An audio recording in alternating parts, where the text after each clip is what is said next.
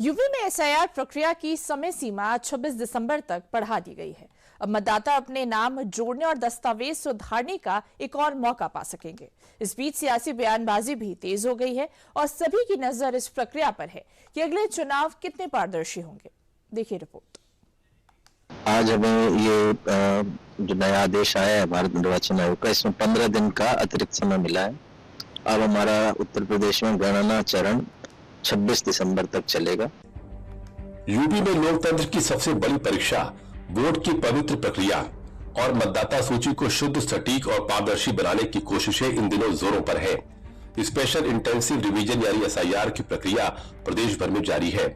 अब तक इस प्रक्रिया की डेट 11 दिसंबर तक रखी गई थी, लेकिन गुरुवार को इस महत्वपूर्ण अभियान की समय सीमा 15 दिन के लिए बढ़ा दी गई है। अब 26 दिसंबर तक फॉर्म भरे जा सकेंगे, यानी जिनके दस्तावेज अधूरे या जिनका पता बदल गया है, उन सभी के लिए यह एक और मौका है अपने मताधिकार को पक्का करने का। आज हमें ये जो नया आदेश आया है भारत निर्वाचन आयोग का, इसमें 15 दिन का अतिरिक्त समय मिला है। अब हमारा उत्तर प्रदेश में गणना चरण 26 दिसंबर तक चलेगा, यानी 26 दिसंबर तक कोई भी मतदाता अपना गणना फॉर्म भर के दे सकता है बूथ लेवल ऑफिसर को। उसको हम डिजिटाइज करेंगे। वैसे तो हमारा काम लगभग पूरा हो गया आज 11 दिसंबर को।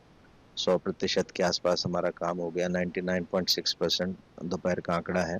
अवधि हमें मिलेगी या मिल रही है 15 दिन की। इसमें एक तो हम जो हमारे 2,95,00,000 के लगभग मतदाता ऐसे चिन्हित हुए हैं जिनका नाम ड्राफ्ट में नहीं आएगा, उनको मृतक के रूप में, शिफ्टेड के रूप में, डुप्लीकेट वोटर्स के रूप में चिन्हित किया गया, एब्सेंटी वोटर्स के रूप में चिन्हित किया गया, उनको दिखवा रहे हैं। अधिकारियों को लगाया गया है, बूथ लेवल ऑफिसर्स के ऊपर जो सुपरवाइजर्स हैं उनको लगाया गया है कि इसको दिखवा लें। कोई व्यक्ति गलती से चिन्हित ना हो गया हो इस श्रेणी में और उसका एन्यूमरेशन फॉर्म भराया जाना है तो भरवा लें। ऐसे काफ़ी लोग होंगे जो 27 अक्टूबर 2025 को उत्तर प्रदेश की वोटर लिस्ट में उनका नाम ना हो या कहीं भी नाम ना हो, और या उनका नाम है तो ऐसी जगह था जहां वो पहले कभी रहते थे, अब वो शिफ्ट कर गए, तो पुरानी जगह से तो उनको परमानेंटली शिफ्ट के रूप में चिन्हित कर लेंगे। तो वो लोग फॉर्म 6 भर सकते हैं नई जगह जहां वो जा रहे हैं। और युवा लोग जो 1 जनवरी 2026 को 18 साल की आयु पूरा कर रहे हैं, वो भी अपना फॉर्म 6 भर सकते हैं। फर्जी नाम हटेंगे, असली मतदाता जुड़ेंगे और इसी बीच बयानबाजी का तूफान भी तेज होगा। यूपी में एसआईआर की प्रक्रिया जारी है। एक तरफ अवैध वोटरों की छटनी भी की जा रही है तो दूसरी तरफ सियासत की लड़ाई की तैयारी भी की जा रही है। एक तरफ चुनाव आयोग एसआईआर लगभग पूरा होने का दावा कर रहा है तो दूसरी तरफ विपक्षी दलों के वोट काटने का आंकड़ा भी बढ़ता जा रहा है।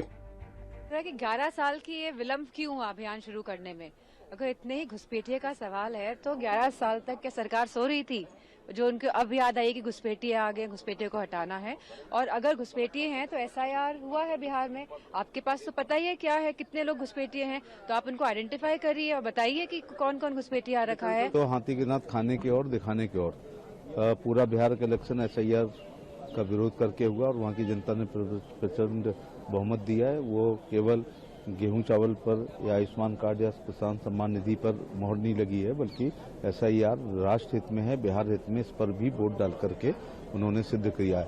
और जब यहाँ पर प्रधानमंत्री जी एसआईआर पर चर्चा की शुरुआत कर रहे थे तो एलओपी गायब थे। इससे इस बात का प्रतीक होता है कि वो कितना गंभीर थे इस विषय को लेकर के।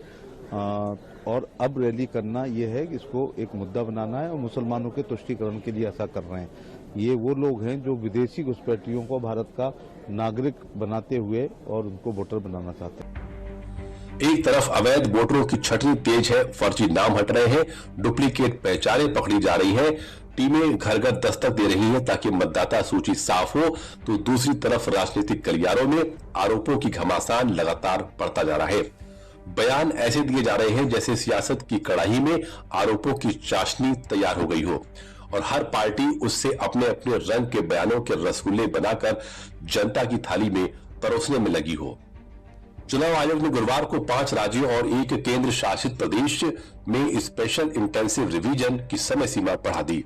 मध्य प्रदेश, छत्तीसगढ़ और अंडमान निकोबार में 18 दिसंबर तक फॉर्म भर सकेंगे। उत्तर प्रदेश में 26 दिसंबर, गुजरात और तमिलनाडु में 14 दिसंबर तक फॉर्म भरे जा सकेंगे। पहले फॉर्म भरने की आखिरी तारीख 11 दिसंबर थी।